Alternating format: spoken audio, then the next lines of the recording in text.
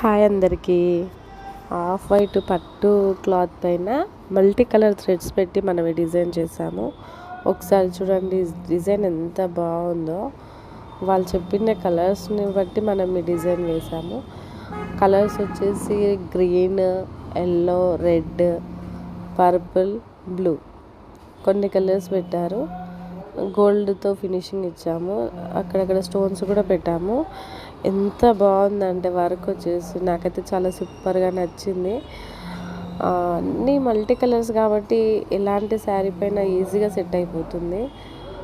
Cut వర్క్తో చాలా neat finishing వచ్చింది.